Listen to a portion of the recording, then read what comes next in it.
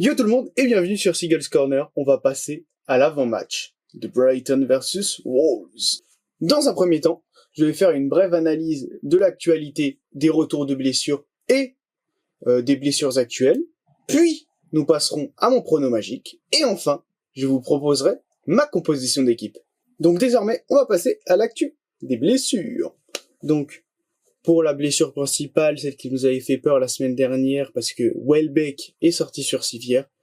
Donc je pense que Welbeck risque de revenir dans pas trop longtemps, parce que Fabian Arcelor a dit qu'il serait à l'entraînement demain et que c'est possible qu'on le voit. Après, pas sûr. On va essayer de prendre plus de précautions possibles pour notre numéro 9 titulaire. Pour João Pedro, risque de le revoir dans pas trop longtemps, même si il a quand même eu une blessure assez importante. Google me dit que on risque de le revoir dans un mois, le 24 novembre.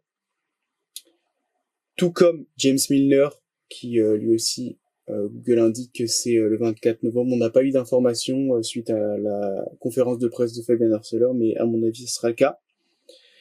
Pour Adingra et Minte, on risque de les revoir dans pas trop longtemps. Adingra, peut-être qu'il est déjà prêt même. Et Minte, c'est qu'une question de jours d'après Fabian Arcelor. Et le dernier blessé, Matt O'Reilly. Matt O'Reilly, Google indique que on risque de le revoir le 10 novembre.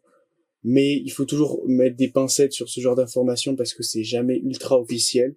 Donc voilà pour les blessures. Désormais, on va passer à la forme de Brighton et de Wolverhampton. Donc concernant le face-à-face, on a eu un face-à-face très récemment au Cup. On a eu une victoire de Brighton face à Wolverhampton. Après, c'était un match assez difficile dans mes souvenirs. Parce qu'en première mi-temps, on était vraiment très très en forme. Il me semble qu'on avait, il y avait 2-0 à la mi-temps avec un but de Baleba et de Adingra. Donc, on était très très bon en première mi-temps. Par contre, la deuxième mi-temps, c'était assez compliqué. Il y a eu le but de Gonzalo Guedes qui nous a mis, c'était juste avant la mi-temps, mais qui nous avait mis un peu le doute. Et en deuxième mi-temps, on a fait une deuxième mi-temps assez calamiteuse. Heureusement que Kadioglu a mis le troisième but, pour clairement finir le match, donner la victoire à Brighton.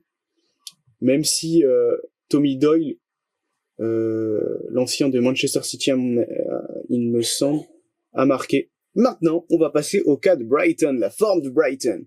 Donc, la forme de Brighton est scintillante depuis notre victoire face à Tottenham, notre remontada face à Tottenham.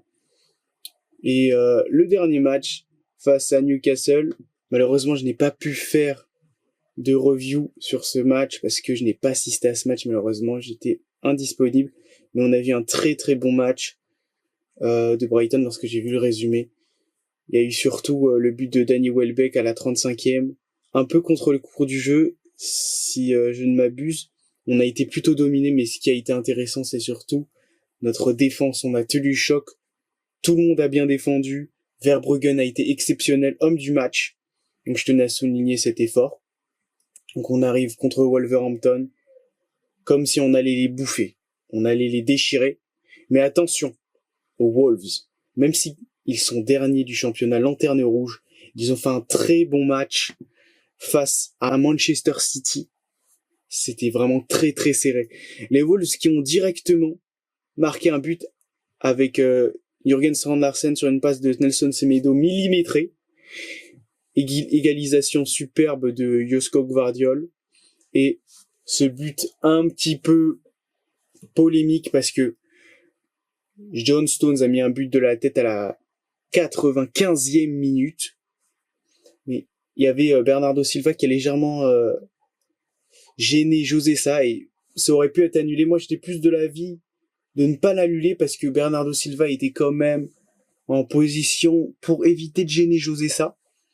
Donc ça fait quand même une victoire pour Manchester City et un très mauvais résultat pour les Wolves. Voilà, Wolverhampton 20e avec une différence de but de moins 13, notamment en raison de leur défaite face à Chelsea 6-2, 5-3 face à Brentford. Ils prennent des gros scores face à des équipes plutôt moyennes en plus. Brentford, en vrai, non, j'abuse un peu, ils ont eu un calendrier très difficile face à Manchester City, Liverpool, Aston Villa, Newcastle, Chelsea et Arsenal. ils ont pas été gâtés, mais je vois Wolverhampton bien revenir parce qu'ils ont une bonne équipe, même si il y a quand même des faiblesses, notamment en défense centrale, il me semble. En défense centrale, Wolverhampton a un peu de mal à revenir. On va brièvement regarder leur effectif avec la blessure de Mosquera en tout début de saison qui était vraiment très intéressant. Blessure du jeune français camerounais Bastien Mepeyou. Je connaissais pas, mais ça reste quand même du point de vue défensif, c'est quand même dommage. On retrouve toujours Craig Dawson et il me semble que c'est une défense à 3 ou à 5.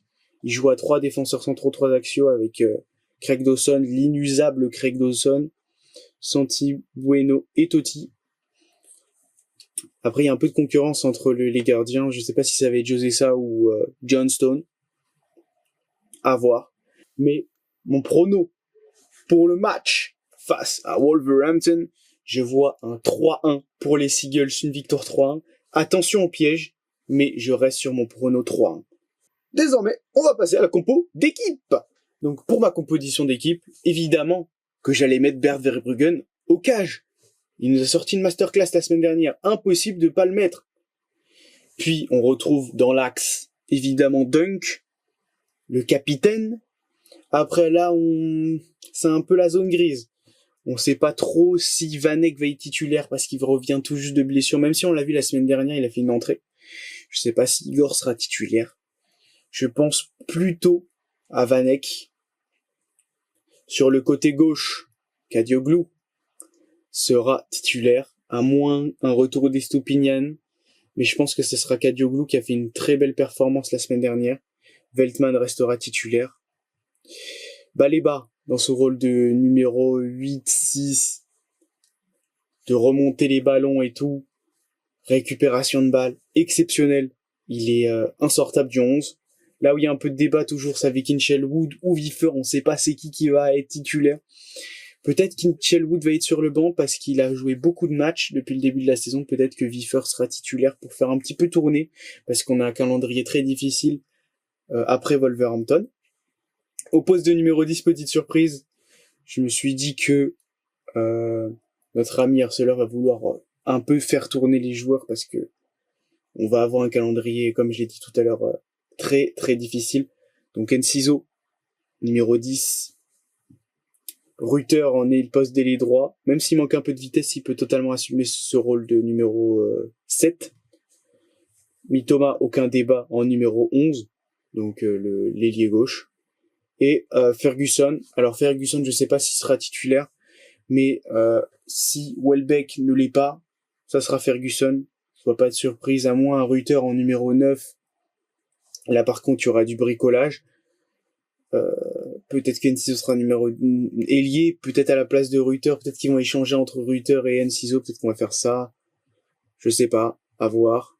Et toujours, on va retrouver le système de jeu de Fabian Hürzeler qui avec Kadioglu et Mitoma sur le côté gauche qui vont pousser, même voire intervertir à certains moments lorsque Kadioglu se rentrera avec cette défense plutôt à 3 avec Van Eyck, Veltman, ce système de jeu. En fait, globalement, on retrouve 7 attaquants en phase défensive. Lorsque Wolverhampton va défendre, ce sera du 7 attaquants avec les 3 derrière. Donc je suis très confiant pour ce match. J'espère que vous avez aimé cette vidéo. On se retrouve face aux Wolves samedi. En attendant, n'hésitez pas à liker, partager et vous abonner. Ça m'aiderait beaucoup pour le référencement. Bye!